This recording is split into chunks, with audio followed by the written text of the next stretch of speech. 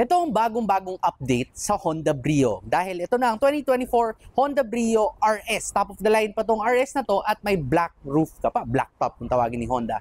Sa halagang 868,000 pesos. Sulit nga ba ang mini city car na to? Tingnan natin.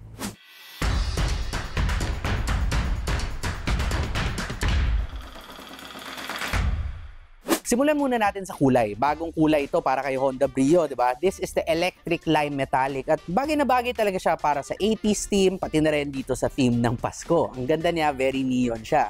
Yung grille mo, bago na rin yan, medyo iniba nila yung design, mas malaki siya ng slight lang naman at may RS badge ka pa for sportiness, di ba?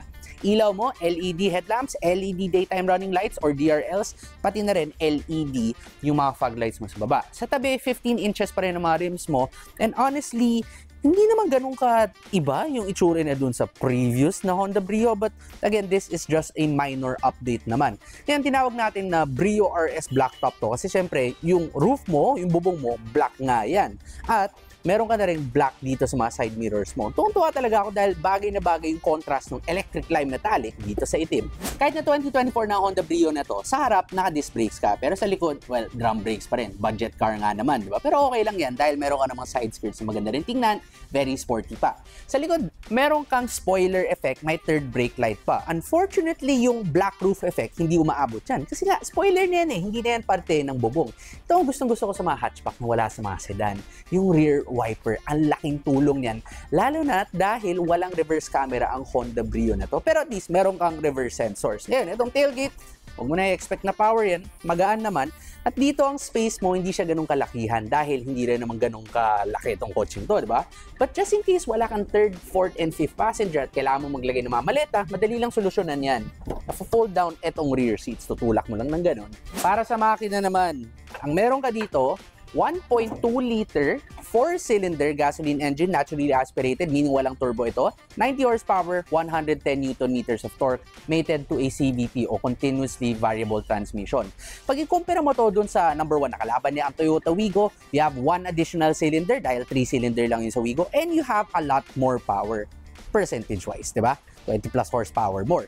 Now, itong engine na to, kahit na maliit lang ang output niya, patuloy na rin siya dahil ang kotse na to wala pang 1 tonelada ang bigat. Sa city, 9 km per liter ka. Sa highway, 19 km per liter. Matipid pa rin. Pagdating naman sa loob ng Honda Brio, ang number 1 change dito ay itong head unit mo. Meron ka ng Apple CarPlay at Android Auto. Oo, wired pa rin siya and it doesn't come with a reverse camera. Pero okay lang yan, at least meron. Ang hindi ko lang masyadong gusto dito sa head unit na to, hindi siya mukhang parang original ng Honda. Yung parang, kumbaga, binili lang ni Honda yung head unit at kinabit dito. Bakit? Wala ka man lang USB port, may isa dito sa coaching to. And the only way na nagawa nila ng paraan yung Apple CarPlay, naglagay sila ng isang wire dito. But hey, at least meron, di ba? Kaysa naman wala. Yan, itong cabin mo, marami kang plastics dito dahil budget car nga siya. Pero it feels well built naman. So katokin natin. Okay naman yung feeling niyan. Alug-alugin natin to.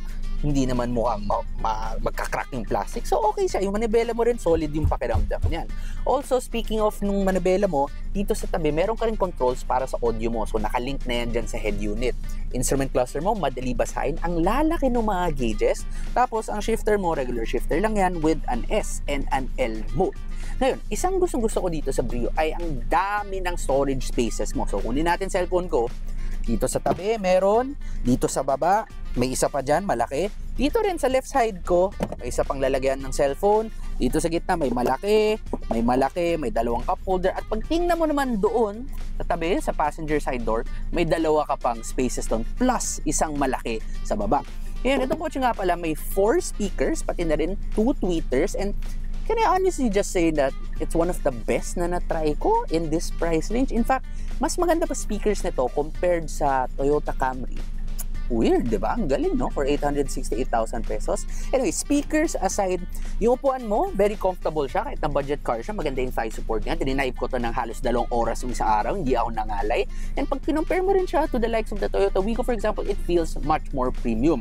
Itong cabin nga pala, speaking of that premium feel, it doesn't feel claustrophobic. Hindi mo mafe-feel na parang nasa maliit na space ka kahit maliit yung kotse. Ang luwag ng pakiramdam dito. Pati na rin sa likod, hindi ka madidismaya sa Honda Brio dahil napakaganda ng mga upuan nito. In fact, Mas maganda pa yata yung feel ng upuan mo dito kaysa sa mga nakukuha mo sa Mitsubishi Mirage G4, Mitsubishi Mirage, pati na rin sa Toyota Wigo, pati na rin sa Toyota Vios. Ang kapal ng mga upuan dito, kadalasan kasi nininipisan nila mga to para lumaki yung space mo dito. Pero ito, ang kapal, so ang komportable, hindi ka rin mangangalay kahit malayo. At ang maganda naman dito, manipis pa rin yung door sidings mo. So, ano ang upside nun? Ano ang advantage kapag manipis ang door sidings mo? Kahit na makitid lang ang kotse, pwede ka magsakay ng third person dito sa gitna. Kasi malaki nga yung room dito eh. Tapos, ito pa, hindi mo masyado makikita sa cars nowadays. Pag tingnan mo, on both sides, meron kang map pockets. Kadalasan, isa lang.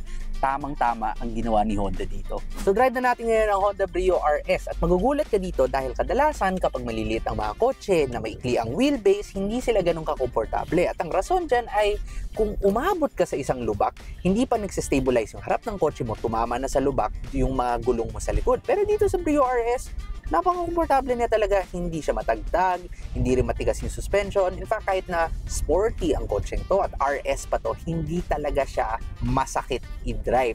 Power niya, 90 horsepower, pwede na rin. Ang hindi ko lang masyadong gusto sa kotseng to ay yung transmission niya. Yung CVT niya dito, yes, it's tuned para maging matipid, pero kung nag-manual ka kasi tapos ganito yung power mo at ganito kagaan yung kotse mo, siguradong napakatulid niya. Para dito, saktong-sakto lang din. But it's way faster compared sa katulad ng Toyota Wigo o di kaya Toyota Vios. Mas mabilis pa yung pakiramdam nito sa Vios. Ngayon, baka sabihin nyo, mabilis ang pakiramdam niyan dahil maingay siya. Well, no. Surprisingly din, not bad ang noise insulation dito sa loob. Tahimik siya kahit tumatakbo ka na ng highway speeds.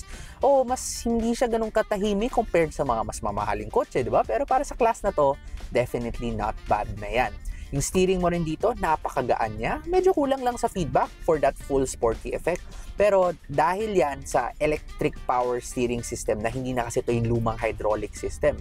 But for your daily trips, hindi mo naman siguro gusto ng napakabigat na steering system, di ba? So, pwede na rin ang steering ng Honda Brio RS. Na-mention ko rin kanina na wala kang reverse camera, pero meron ka namang reverse sensors. Pero either way, hindi ka naman talaga mahihirapan dahil napakaliit lang ng kotse nito. So, kahit nasa eskinita ka o pumaparada ka sa isang tight na spot, kahit pa yan parallel parking, hindi ka rin mahihirapan. Napakadali i-maniobra ang Honda Brio dahil sa liit niya.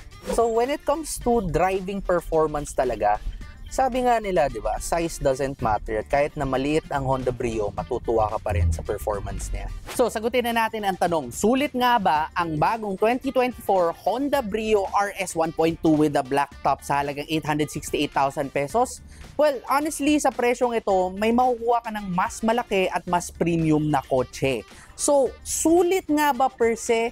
Well, siguro hindi gaanong kasulit. Pero, kung ang hanap mo ay isang maliit na kotse na madali i-drive, madali i-park, at masarap pa rin naman i-drive, well, pwede na rin talagang i-consider itong Honda Brio na ito. Kung naghahanap ka ng Honda Brio na hindi nagkakahalaga ng 868,000 pesos o kung ano pa mang maliliit na kotse o malaking kotse na rin, well, meron kaming maraming second-hand options para sa iyo dito sa automart.ph. Makikita niyo yan sa aming website or pwede rin kayo mag-drop by anytime sa aming mga warehouses, pati na rin dito mismo sa Kalayaan Avenue, Quezon City headquarters namin. At tatandaan mo, kung ang hanap mo ay used car, si Automart na yan.